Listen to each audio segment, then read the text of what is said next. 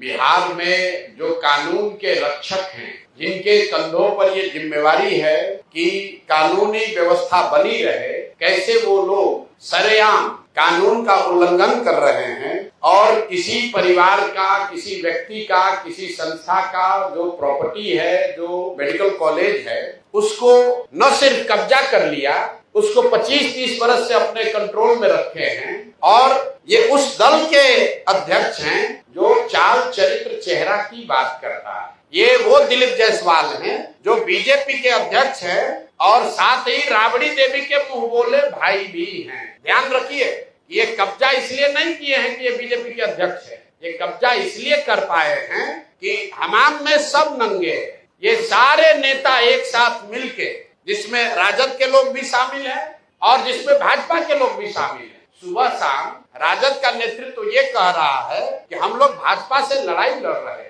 और भाजपा का अध्यक्ष, राज्य का अध्यक्ष, उसने एक सिखों के कॉलेज को जबरदस्ती कब्जा किया हुआ है।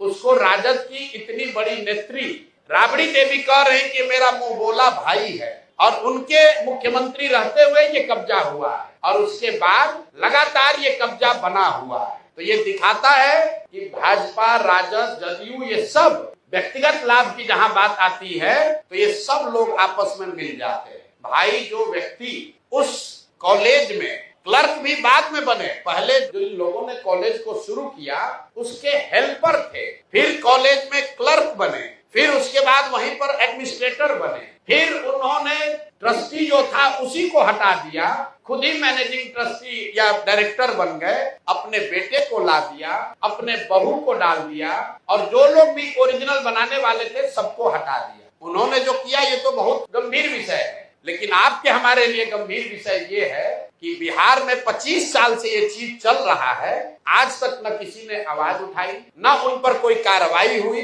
न उस आदमी को कोई डर है, बल्कि वो आदमी क्लर्क से बढ़ते बढ़ते अब भाजपा का यहाँ का अध्यक्ष बन गया है। ये कैसे संभव है? ऐसा नहीं है कि बीच में ये मामला उठा नहीं है। एक व्यक्ति राजेश शाह की इसमें संदिग्ध हत्या भी हुई है, उस पर केस भी हुआ है। उस परिवार के लोग मुख्यमंत्री के दरबार में नीतीश कुमार से आकर मिले हैं, नीतीश कुमार ने उस पर जांच की बात कही है और जिस एसपी ने साहब को, ये दिलीप जायसवाल को क्लीन चिट दिया है, अपेरेंटली उन्हीं की पत्नी के बारे में कहा जा रहा है कि उसको मेडिकल कॉलेज में एडमिशन देके उनको MBBS कराया गया। तो ये जो पूरा मॉडल है, इस कॉलेज का इस्तेमाल राजनीतिक लाभ और पैट्रोनेज के लिए खुलेआम 25 साल से किया जा रहा है। अब एक आंकड़ा सुनिए, 50 से ज्यादा अलग अलग पॉलिटिकल परिवार के लोग, उनके बच्चे, उनके परिवार के सदस्य बिना किसी एडमिशन टेस्ट के मैनेजमेंट कोटा से इस कॉलेज में उन्होंने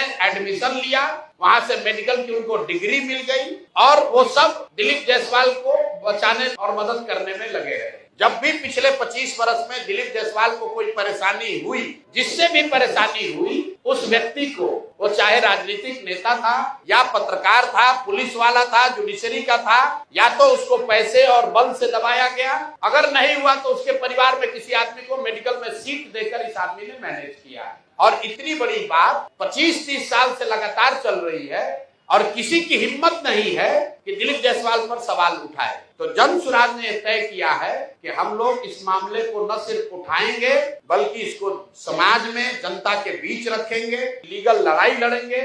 ये अब इससे बच नहीं सकते।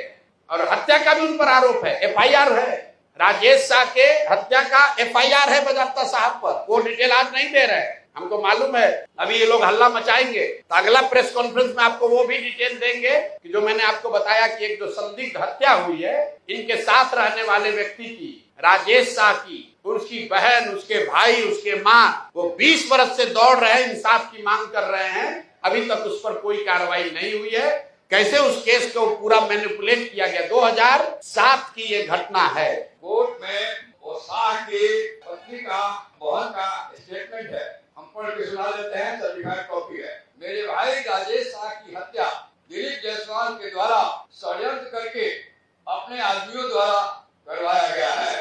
तो खुद पीड़िता ने कहा है, ये रिकॉर्डेड है, ये कोर्ट का है। 164 है, कैसे साहब मदद किए, 164 का बयान है जिसकी हत्या हुई है उसके बहन का, और उसके बाद पुलिस ने उनको क्लीन चिट दे दिया। जिन्होंने क्लीन चिट दिया उन्हीं की पत्नी उनके कॉलेज में जाकर MBBS डिग्री ले रही। अब आप देख लीजिए, जिन्होंने कोर्ट से रिलीफ दिया है उनको क्या बेनिफिट मिला है ये भी आपको आगे बताएंगे। तो मेरा दिलीप जायसवाल से और भाजपा में जो लोग भी भाजपा के चाल चरित्र चेहरा विचारधारा की बात करने वाले लोग हैं, उनसे अपील है कि भाई अभी से भी अपना स्टांस क्लियर करो।